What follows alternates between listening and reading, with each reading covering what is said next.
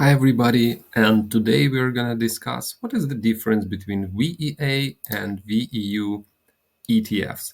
So first of all, I'm hearing a lot from other YouTubers regarding investing into VEU as really good option to cover all world if you're already investing into US. But at the same time, I was really interested to understand what is so special between those two ETFs because Vanguard is offering both of them as the funds or ETFs focused on non-US markets. So overall, if you'll be scrolling, you'll understand that they were both incepted in 2007. They're pretty old ones. The market price is a little bit lower for VEA versus VEU, but there is not a big difference overall. They're both trading at a little bit premium, not a discount price at the moment this video is recorded. And overall, everything seems to be the same in terms of PE and price to book ratios. Not a big difference overall. And a lot of people might be just confused with this similarity and investing into either one of them without knowing like what is the main difference between one of them. So let me just tell you how I treated those two ETFs and why I selected just one of them and I'm not going to invest into the other one.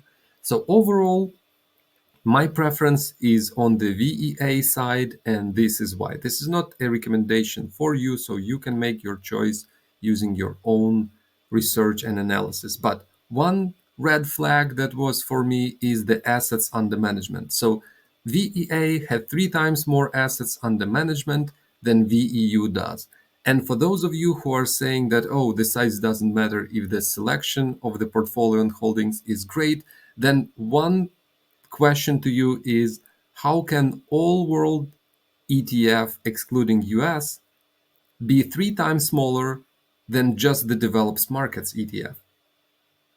So to my view, if I was basically creating an ETF for all world, I would definitely be putting much more funds and money into this fund versus the just developed markets ETF. The second red flag is the expense ratio, which is higher, almost like by 40% higher than for VEA, but this is still a very low number, so we might all disregard it as the red flag.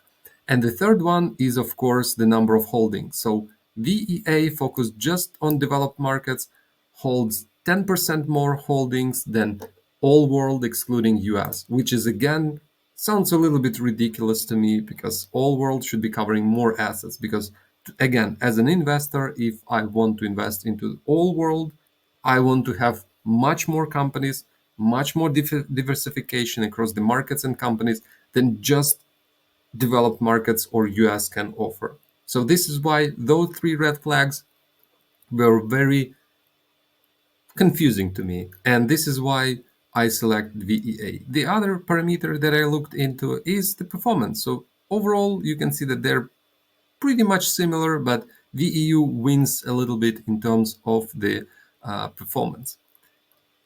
At the same time, if we look into the holdings themselves, you might see that they're very similar, like Nestle here, Nestle there, ASML here, ASML there, Samsung, Roche, Shell, AstraZeneca, so they all look the same.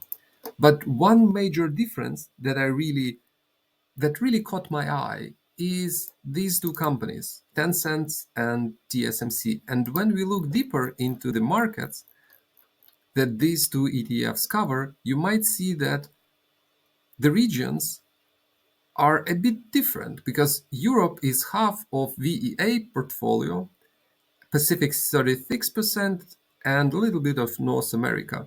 But VEU has 25% in the emerging markets and only 40% in Europe and 6% in North America. So let's look deeper into those. By looking into the markets, specific countries that this ETF is covering, we might see that 20% is allocated to Japan, 13% to the UK, 10% to Canada, France, Switzerland, Australia, Germany, Korea, Netherlands. And I really like the names of the countries. I really like that democracy is basically present in all of them. And by all means, I really believe that those countries should be very strong in the next 5 to 10 years. If we look into the VEU, we might see one interesting pattern is that the third largest country is actually China with 8.5% allocation. And also we can see India in here with Taiwan as well. So one thing that is really important to understand is that currently there are some geopolitical risks around China and Taiwan in general. And if you have 12.5% of portfolio allocated to them, I would say that there might be some of the conclusions that you can make out of it. Because definitely as an investor, you don't want to pay premium for the risk if this risk is not related to the business, because basically you're paying two risks: one that the companies will thrive, and the other that the countries will, play fair in general and not mess up with the money that you invest.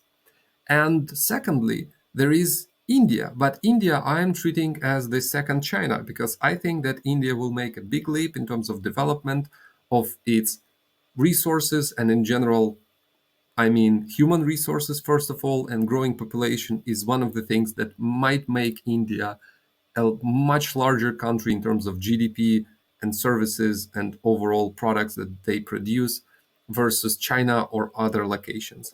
And this is why you can treat my conclusion on this ETF as I don't believe in China and Taiwan increasing their share of voice in general in the world's economy, but I think that India will do this. So this is why those two risks are balancing one another, and this doesn't look very, very attractive to me.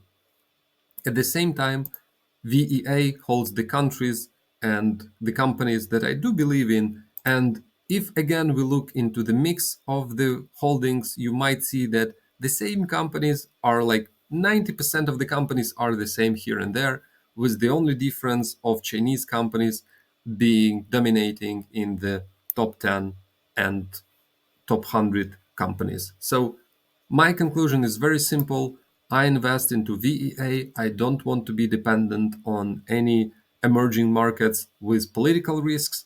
But at the same time, I do believe that these countries and markets will continue growing because their population is growing and everything looks fine. And the last slide that I wanted to present to all of you is the Chinese population. It might look a bit strange because why should we care about the population? But I think it's really important for us to understand that the Chinese population started to decline, like the growth started to decline. So every other year, the people are just giving birth to less and less children. And this is why this year, in 2023, this is the first projected year when the country should have a decline in its overall population. And the thing with demographics is that you cannot just switch it on or off.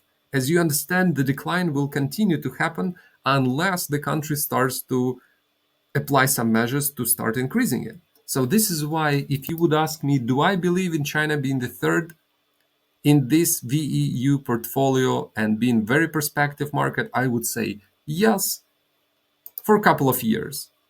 But then once the decline of population will continue, once the political risk will start to increase because of the same president being there for years and, trying to be in history with all the consequences of this, I don't want to be a part of this, and I don't want to be looking for the local political news in order to understand what is going on with my investment. So make your own choice, VEA or VEU. They're quite similar, to be frank, but when it comes to outcomes, they might be drastically different. So make your choice wisely.